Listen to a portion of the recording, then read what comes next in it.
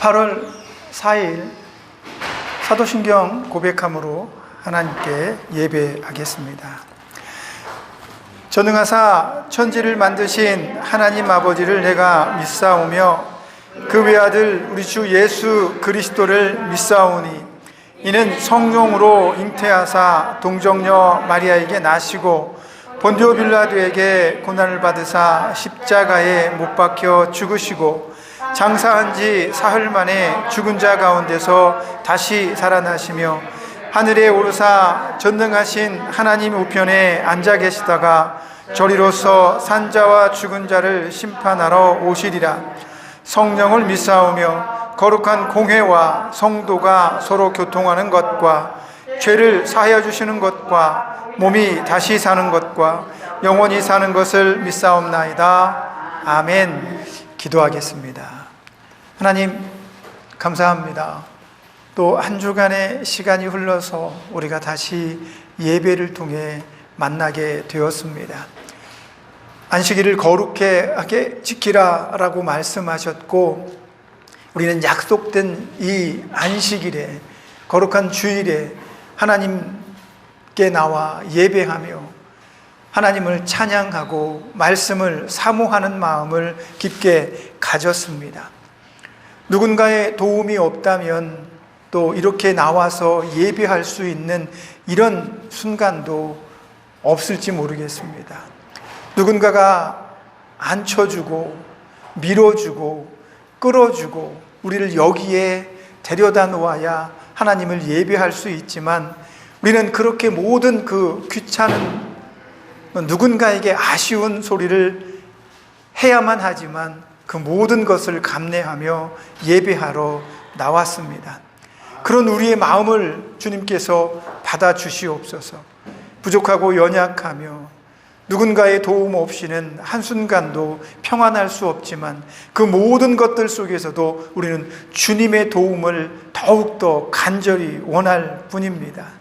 주께서 우리와 함께 하시고 주께서 나를 만나주시고 주께서 우리를 붙들어 주셔야지만 나는 행복하며 즐거우며 내 안에 내 마음에 위안을 얻을 수 있는 줄로 믿사오니 이 시간도 성령께서 우리를 이끌어 주셔서 우리를 도와주셔서 천국을 바라보게 하시고 하나님 말씀을 사모하며 깨달음과 위로함과 평안함을 얻을 수 있도록 축복하여 주시옵소서. 기나긴 시간들 속에서 우리를 혼란하게 하며 우리를 괴롭게 하며 우리를 혼돈하게 만드는 사단의 모든 속삭임들을 나사렛 예수의 이름으로 차단케 하시고 성령의 도우심으로 우리 안에 샘솟는 즐거움과 기쁨이 넘쳐나게 하여 주옵소서.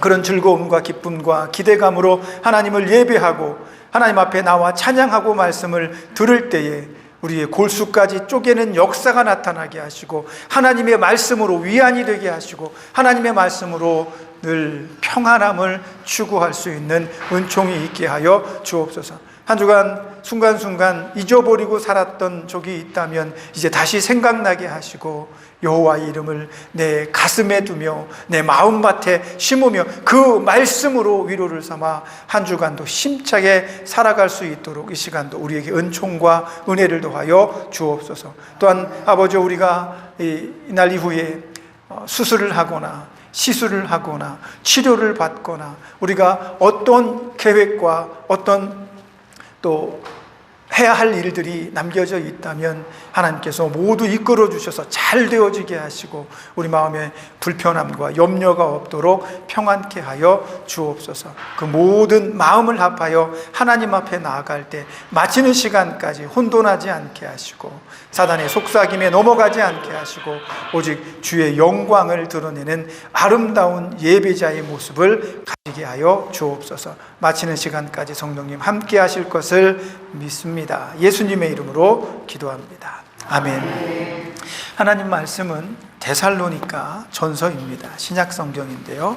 데살로니가 전서 14절에서 18절 말씀까지 찾아보도록 하겠습니다. 14절에서 18절입니다. 다 같이 큰 목소리로 함께 합독하겠습니다. 같이 읽겠습니다. 시작. 또 형제들아 너희를 권면하노니 게으른 자들을 권계하며 마음이 약한 자들을 격려하고 힘이 없는 자들을 붙들어 주며 모든 사람에게 오래 참으라. 삼가 누가 누구에게든지 악으로 악을 갚지 말게 하고 서로 대하든지 모든 사람을 대하든지 항상 선을 따르라. 항상 기뻐하라. 쉬지 말고 기도하라. 범사에 감사하라. 이것이 그리스도 예수 안에서 너희를 향하신 하나님의 뜻이니라. 아멘. 오늘 본문의 말씀을 의지해서 신앙은 예수님과 함께 걷는 길입니다 라는 제목으로 하나님 말씀 전해드리도록 하겠습니다. 예수님은 3년 동안 제자들과 함께 하셨습니다.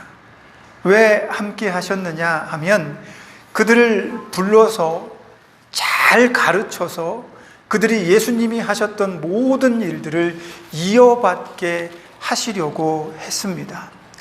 그러면 일반적으로 누군가가 나의 사업을, 나의 가문을, 내 집안을 이끌 후손이며 다음 타자라고 한다면 그 사람이 좀 실력 있고 능력 있고 잘하는 사람이면 얼마나 좋겠습니까?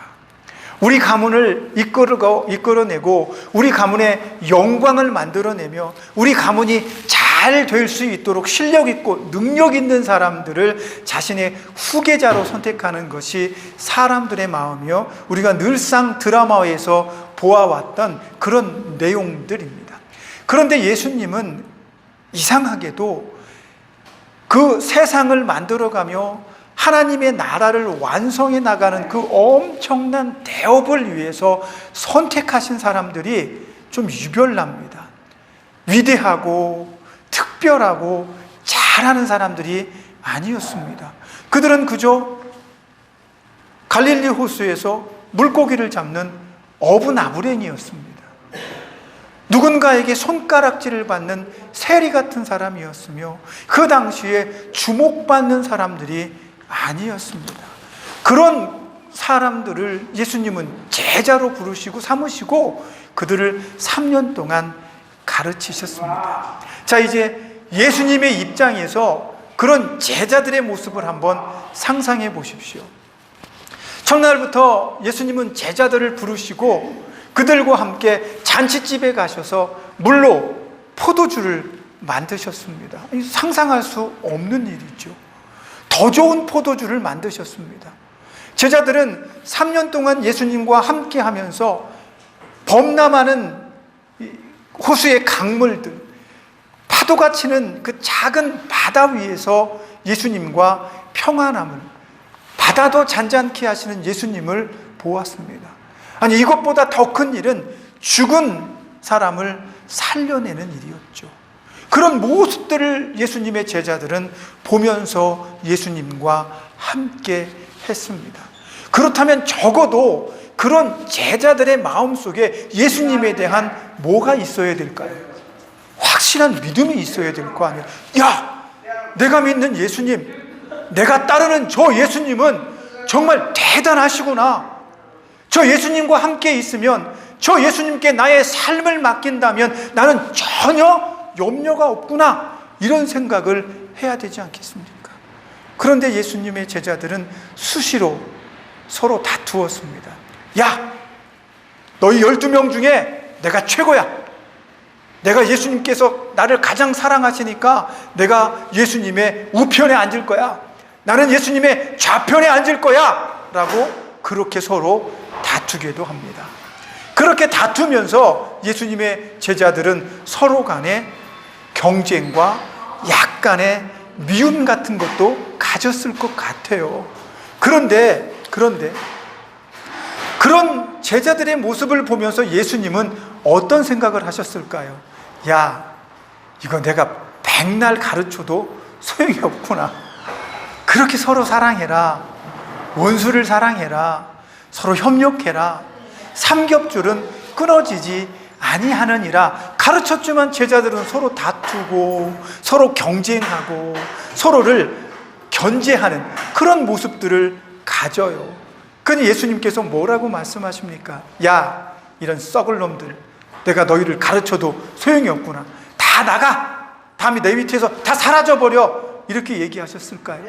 예수님은 야, 그렇게 가르쳐도 서로 다투고 서로 싸우고 으르렁대는 그런 모습을 보면서 예수님은 그들을 한마디도 나무라지 않습니다.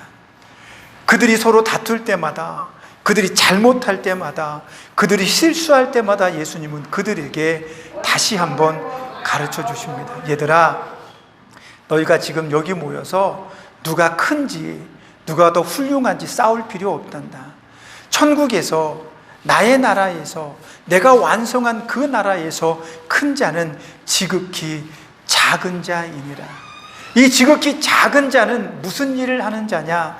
바로 가난하고 헐벗고 목마른 자에게 물 한 대접 대접하는 자가 천국에서 큰 자이니라 라고 가르쳐 주십니다. 이것이 예수님의 방식입니다. 예수님이 십자가에 달리시기 며칠 전에 잡혀가 제사장들 앞에서 심판을 받을 때, 재판을 받을 때 제자들은 다 달아나 버리고 말았습니다. 예수님은 가슴을 치며 내가 3년 동안 헛가르쳤구나, 내가 잘못 가르쳤구나, 이런 나쁜 놈들 나를 배신하다니 라고 말씀하신 것이 아니라 부활하신 후에 그들을 찾아가십니다. 그리고 그들에게 다시 하나님의 사랑에 대해서, 예수님의 사랑에 대해서 가르쳐 주시고, 네가 정말 나를 사랑하니? 네가 정말 나를 사랑한다면 나의 손을 붙잡고 나와 함께 걸을 수 있겠니? 라고 말씀하시는 겁니다. 예수님은 끊임없이 제자들을 가르치시고 잘못된 길에서 바로잡아 주시며 다른 길로 나가면 다시 제자리로 이끌어 주셨습니다. 이것이 바로 예수님께서 제자들에게 하신 가르침의 모습입니다. 오늘 바울 사도는 우리에게 이렇게 말씀하십니다. 항상 기뻐하라. 쉬지 말고 기도하라. 그리고 범사에 감사하라. 우리는 이 말씀을 들으며 아멘이라고 응답합니다. 너무나 멋진 얘기입니다. 상상해 보건대 내가 날마다 하루도 빠지지 않고 한순간도 빠지지 않고 기뻐할 수 있다면 얼마나 좋겠습니까? 내가 한순간도 빠지지 아니하고 날마다 쉼없이 기도할 수 있다면 얼마나 행복할까요? 그리고 내 삶을 통틀어서 어느 순간이든 내가 감사할 수 있다면 그것만큼 아름다운 예수님의 제자의 삶은 없을 것이라고 확신합니다. 여러분 그러시길 바랍니다. 그런데 한 가지 의문이 듭니다. 어떻게 아침부터 저녁까지 기뻐할 수 있을까? 어떻게 한순간도 빠지지 않고 내가 기뻐할 수 있지? 여러분 그러실 수 있습니까? 아침에 눈을 딱 떴는데 잘 때는 몰랐는데 눈을 뜨고 나니까 허리도 아프고 잘 때 잃어버렸던 발도 아프고 손도 아프고 어떻게 물 한 컵 잡으려고 해도 손이 마음대로 움직여지지 않고 나 이번 주에 수술해야 되는데 염려와 근심이 한순간에 몰려오고 잘 돼야 될 텐데 내 새끼들은 잘 살고 있나? 지난주에 뭐가 안 됐다고 하던데 그거 잘 됐나? 이런 온갖 생각들이 우리를 엄습하고 습격을 할 때 과연 내가 기뻐할 수 있을까? 라는 얘기입니다. 정말 여러분 하루 눈 뜨자마자 저녁에 눈 감을 때까지 여러분 기뻐할 수 있습니까? 쉬운 일 아닙니다. 순간순간 기쁩니다. 순간순간 기뻐요. 저는 부족하지만 저희 집사람이 싫어하는 얘기니까 안 보고 얘기해야지. 저는 먹는 거 되게 좋아합니다. 먹을 때 상 앞에 순댓국 이런 거 굉장히 좋아하죠. 모둠으로 이렇게 해서 해물탕 침 넘어갑니다. 그런 거 보면 얼마나 즐거운지 목사니까 말씀 볼 때 행복하고 기도할 때 즐겁고 이러면 좋은데, 물론 그때 좋습니다. 그런데 제가 좋아하는 거, 먹을 거, 뭐 어디 가서 즐겁게 뭐 아름다운 거 보고 이럴 때 정말 기쁩니다. 그런데 그거 말고, 그런 거 말고 다른 시간에도 늘 기쁘냐? 그럴 때는 고개를 갸웃거릴 수도 있습니다. 저도 안 기쁠 때 있습니다. 근심이 되고 걱정이 될 때가 있습니다. 밤에 눈을 감았는데 어떤 생각, 과거에 있었던 다 지나가 버렸던 일들인데도 그게 생각이 나면 마음이 아픕니다. 마음이 아픕니다. 내가 내 어머니 아버지가 계실 때 한 번도 안아주면서 사랑합니다라고 말해줄 걸. 그 생각이 머릿속에 들어오면 너무 속상해요. 어떤 날은 엄마 내 꿈에도 안 오시나? 보고 싶은데 꿈에라도 좀 오시지. 왜 꿈에도 안 오셔? 왜 꿈에도 나를 한 번도 안 찾아와? 속상할 때가 있어요. 내가 잘못해서 그런가? 그런 생각이 들면 밤에, 그 긴 밤에 잠을 못 이루고 기쁘지 않습니다. 그런데 왜 성경은 우리에게 날마다 항상 기뻐하라고 말씀할까요? 왜 가능하지 않은데, 왜 하기 어려운데 하나님 왜 나한테 항상 기뻐하라고 말씀하십니까? 그거 불가능한데요. 그거 정말 할 수 없어요. 여러분들도 하루 종일 베드에 누우셔서 휠체어에 앉아서 기뻐하십니까? 어려워요. 어려운 얘기입니다. 그런데 우리에서 막 화내고 막 불같이 막 소리를 지르고 하면 기쁩니까? 그것도 안 기쁩니다. 누군가를 막 욕하고 저놈 나쁜 놈, 저놈 못된 놈 막 이렇게 해도 절대로 기쁘지 않습니다. 오히려 욕하고 화를 내고 짜증을 부리면 내가 더 악해질 뿐입니다. 나빠질 뿐입니다. 더 자주 하게 그렇게밖에 안 됩니다. 그런데 성경은 저와 여러분에게 기뻐하라고 말씀합니다. 그것도 항상 기뻐하라고 말씀합니다. 하나님, 우리가 그렇게 완벽합니까? 늘 기뻐할 수 있도록 그렇게 완벽합니까? 하나님 입장에서 한번 생각해 보세요. 인간들이 얼마나 악하고 못되게 굴었으면 하나님도 저들을 지은 것을 후회하신다고 말씀하실 정도입니까? 하나님 왜 그 순간에 기뻐하지 않으십니까?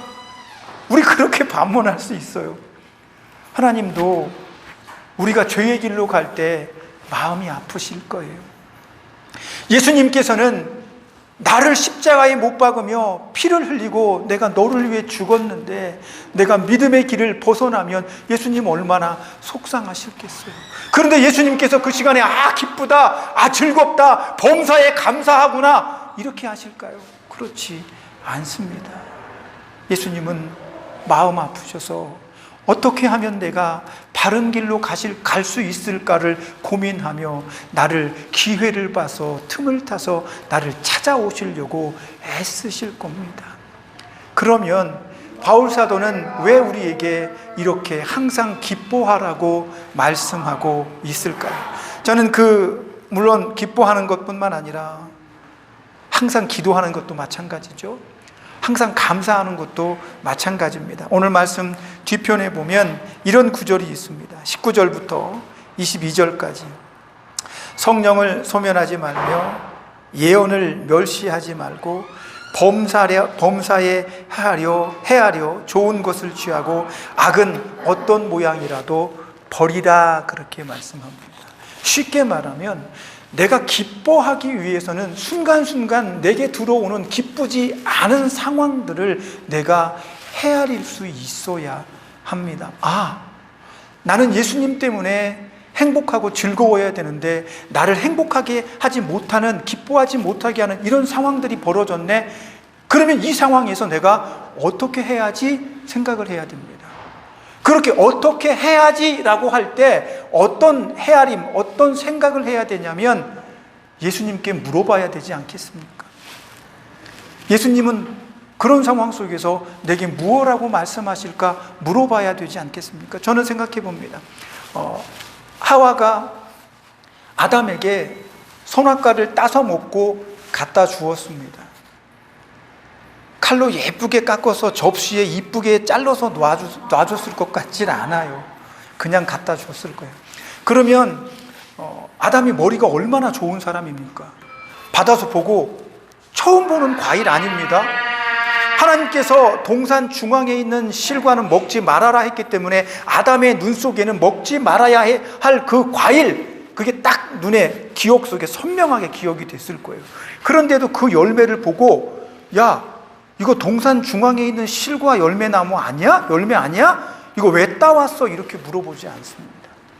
하다못해 그 열매를 보고, 어이쿠, 이거 내 와이프가 동산 중앙에 있는 실과 열매를 따왔네. 아이고, 하나님 이거 어쩝니까? 이거 하와가 이거 따왔습니다. 하나님 이거 어떡합니까? 이거 어떻게 할까요? 하와, 너 이거 먹었어? 이런 두뇌 회전이 있었으면 얼마나 좋았을까? 이 사람 머리 되게 좋은 사람이에요. 하나님께서 창조하신 모든 동물들의 이름을 하나도 겹치지 않고 다 만들었어요. 다 지었습니다. 하나님께서 그 모습을 보고, 야, 정말 나의 형상대로 만들어져서 대단하구나, 그렇게 생각하셨잖아요. 되게 머리가 좋은 사람이에요. 그런데 어떻게 그걸 보고 잊어버려? 그 변명이 안 되잖아요. 뭔가 대단한 실수와 착오가 일어났습니다. 그걸 또 입에 먹습니다. 아담은 하나님과 늘 소통한 사람이에요. 저는 상상해 보건대 아담이 저녁마다 시간마다 하나님 앞에 무릎을 꿇고, 하나님 오늘 하루 잘 보냈습니다. 오늘도 함께 해주셔서 감사합니다. 내일은 제가 또 동산 저 서편에 가서 또 돌봐야 하고 해야 할 일들이 많은데 이 밤에 평안히 자고 평안히 일어나게 해주세요. 이렇게 기도도 했을 겁니다. 그러나 성경에 보면 하나님과 아담은 동산을 함께 거닐고 있습니다. 그런 구절들이 나오잖아요. 하나님과 함께 동산을 거니면서 뭐라고 했을까요? 아담과 하나님께서 아담에게 이렇게 말씀하셨을 겁니다. 야, 오늘 하루 잘 보냈어? 별일 없었지? 특별한 일 없었지? 하나님이 몰라서 그러시진 않았을 거예요. 하지만 아담에게 물어보았을지도 모릅니다. 그리고 어떤 날은, 야, 하와하고 사니까 행복하냐?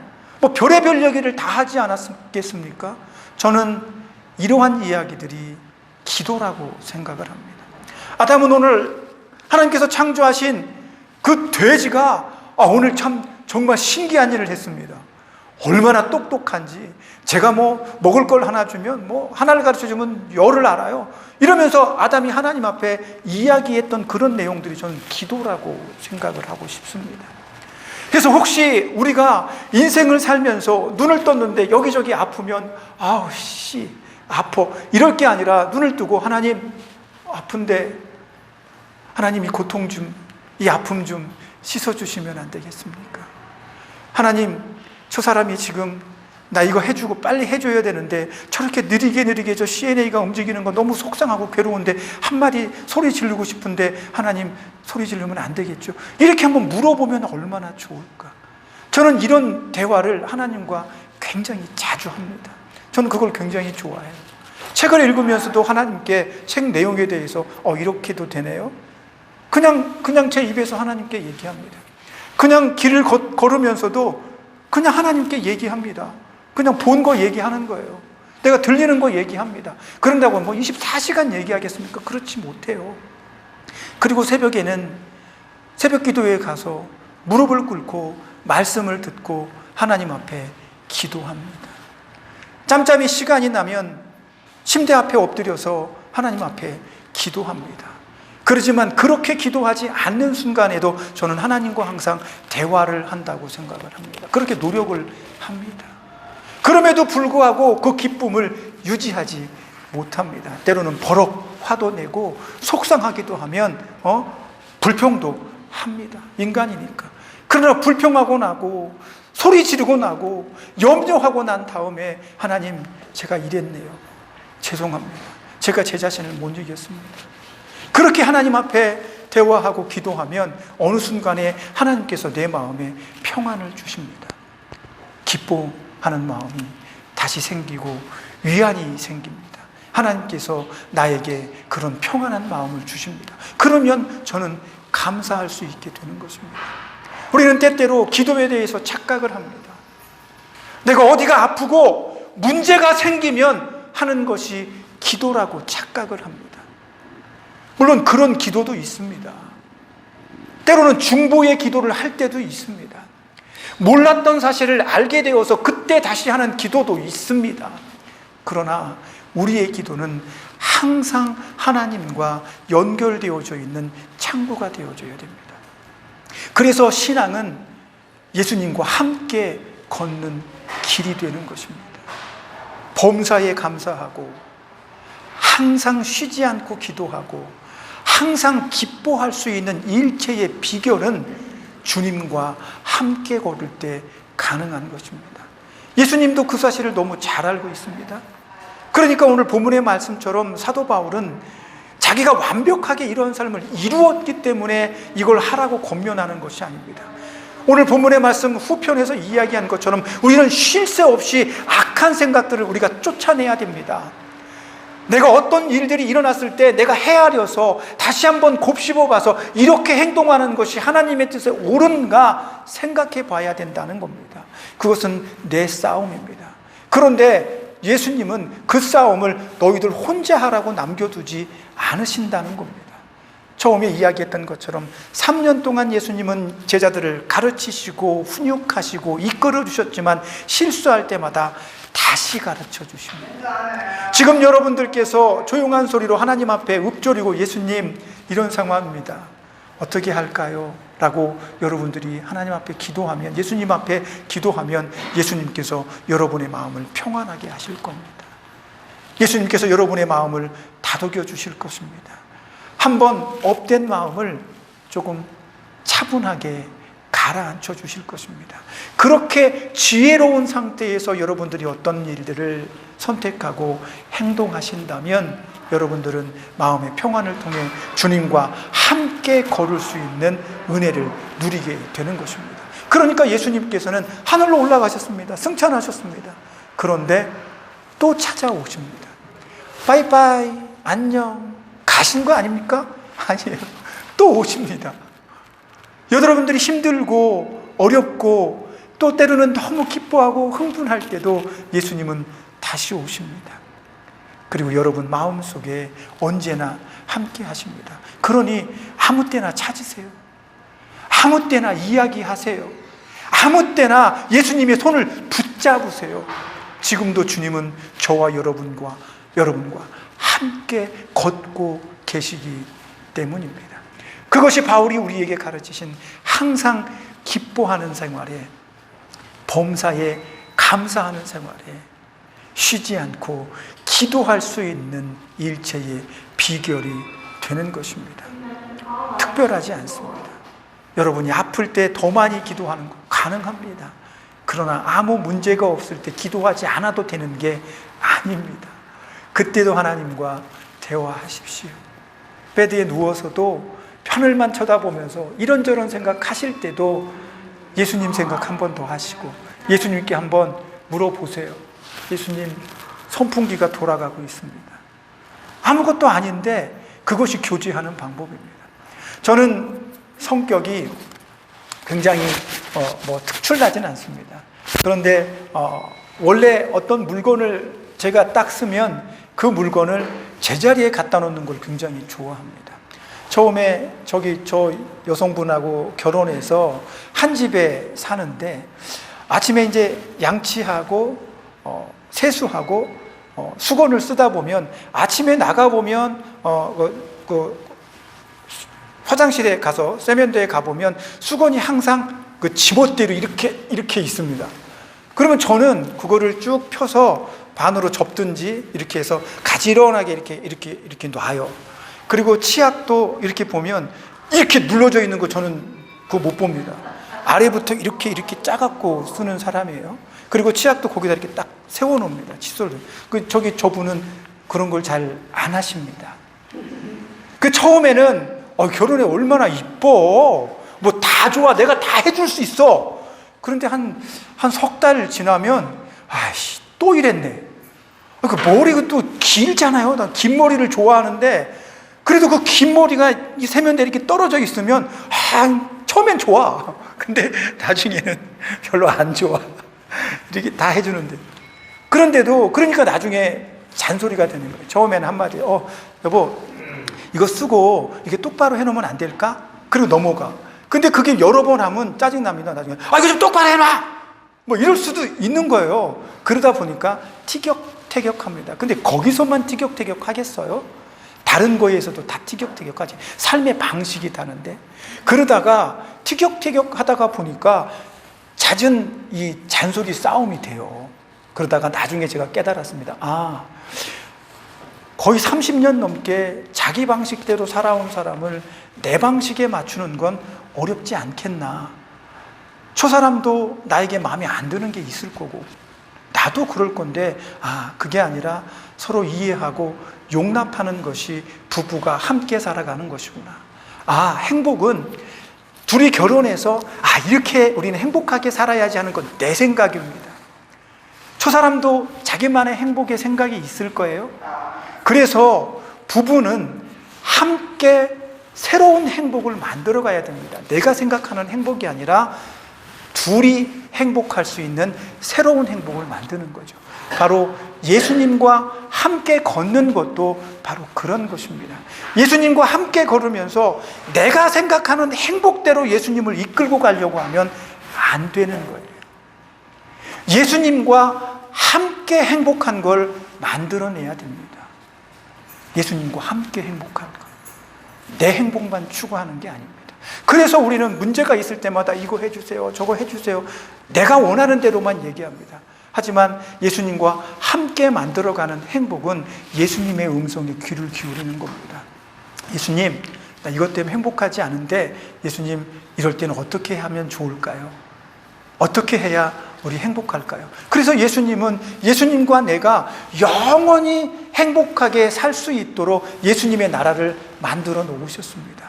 그 나라로 가기 위해서는 예수님과 내가 함께 협력하고 예수님의 말씀을 우리가 들으면서 예수님께서 제시하는 그 행복을 쫓아 나가야 됩니다. 그래서 예수님과 함께 걷는 겁니다. 그러니까 자꾸만 예수님한테 물어봐야 되잖아요. 예수님 어떻게 할까요? 예수님은 어떻게 하는 게 좋을까요? 내가 기뻐하려면 어떻게 해야 될까요? 내가 쉬지 않고 기도하기 위해선 어떻게 해야 될까요? 내 삶에 감사가 넘치기 위해선 어떻게 하는 게 좋을 것 같습니까? 예수님께 여쭤봐야 됩니다. 물어봐야 됩니다. 이게 기도입니다. 그런 기도를 통해서 여러분은 감사의 고백을 할 수 있게 될 것입니다. 이 한 주간도 저와 여러분은 똑같은 환경 속에 처해지게 될 겁니다. 똑같은 고통이 찾아올지도 모르고 어쩌면 시간이 지나고 더 연약해지면 더 많은 고통이 찾아올 수도 있습니다. 그때 우리는 어찌합니까? 하나님께, 예수님께 물어봐야 됩니다. 그래야 서로 맞춰가며 행복하게 될 수가 있는 거예요. 예수님은 실패한 모든 사람들을 찾아가서 이야기하시고 세워주시고 새로 만들어주십니다. 그렇게 새롭게 만들어진 행복이 영원히 계속 예수님의 나라에서 계속되기를 바라십니다. 저와 여러분도 이 한 주간에 그런 행복을 만들어 가시는 지혜와 열정과 예수님에 대한 사랑이 넘쳐나길 부탁드립니다. 이 한 주간도 그렇게 우리는 예수님과 함께 걷는 믿음의 길을 걸을 수 있게 되기를 예수님의 이름으로 축복합니다. 기도하겠습니다. 하나님, 늘 부담되는 말씀이었습니다. 항상 기뻐하고 쉬지 말고 기도하고 범사에 감사하는 것 하고는 싶은데 쉽지 않기 때문입니다. 그러나 오늘 우리는 일체의 비결을 배웁니다. 하나님께서는 우리에게 완벽함을 원하시는 것이 아니라 최선의 노력을 원하시는 것을 믿습니다. 그러니 오늘도 내가 모르면 주님과 함께 만들어가게 해 주옵소서. 주님께 이야기하듯 대화하게 해 주옵소서. 내가 물으면 주님께서 응답하시는 놀라운 역사를 경험케 하여 주셔서 내 삶에 기쁨이 조금 더 많아지게 하시고 내 삶에 쉬지 않는 기도가 생겨나게 하시고 어떤 상황 속에서도 예수님 때문에 감사할 수 있는 우리가 되게 하여 주옵소서. 오늘도 그런 믿음의 길 우리 예수님과 두 손 꼭 붙잡고 걸어가며 두런두런 이야기하는 우리가 되게 축복해 주옵소서. 예수님의 이름으로 기도합니다. 아멘. 하나님 감사합니다. 은밀한 중에 바라보시고 우리에게 갚아주신다고 말씀하셨는데, 사실 우리는 은밀하게 하지 마시고 좀 소리내어서 했으면 좋겠습니다. 주님이 찾아오셔서 시끌벅적하게 나를 얼마나 사랑하시는지 내 주변의 모든 사람들이 알아보았으면 좋겠습니다. 하지만 내가 바라는 건 내 행복을 위한 것입니다. 예수님 생각이 어떤지, 우리 하나님 마음이 어떤지 헤아리지 않고 내 행복만을 추구한다면 나는 진심으로 하나님을 사랑하는 자인지 의심해 보아야 하지 않겠습니까? 이제 깨달음을 주셨으니 날마다 주님께 묻고 또 묻고 대화하면서 기도하기를 원합니다. 내 마음속에 평안함을 통해 기쁨을 주시는 것이 예수님 한 분뿐이 계시지 않는다는 사실을 의식하고 날마다 그 사실을 힘입어 주님께 기도하는, 주님께 대화하는, 주님께 내 사정을 아뢰는 깨어있는 자가 되게 하여 주셔서 언제나 감사합니다 라고 고백하는 우리가 되게 해 주옵소서. 이 한 주간에도 우리에게 주어진 이 긴 시간 동안 우리는 주님과 대화하며 살아가길 원합니다. 염려도 근심도 기쁨도 속상함도 분함도 주님과 이야기하며 풀어낼 수 있게 하여 주옵소서. 성령께서 그런 마음을 잃어버리지 않도록 굳건히 지켜 주옵소서. 그렇게 함께 하실 것을 믿습니다. 예수님의 이름으로 기도합니다. 아멘. 이제는 우리를 죄에서 구원하여 주신 예수 그리스도의 구원하신 은혜와 아들까지 아낌없이 내어주신 하나님의 크신 사랑하심과 성령님의 감동 감화 교통하시며 늘 함께 하시는 은혜의 역사를 날마다 내 삶 속에서 경험하기를 원하며 하나님과 두런두런 이야기하듯 기도하며 내 마음의 모든 것들을 예수님께 고백하기를 원하는 여기 모인 하나님의 백성들 머리 위에, 또한 저들이 사랑하는 가정들과 섬기며 충성했던 교회들 위에, 저들을 돕고 치료하는 이 병원의 모든 손길들 위에 이제로부터 영원까지 함께 있을지어다. 아멘.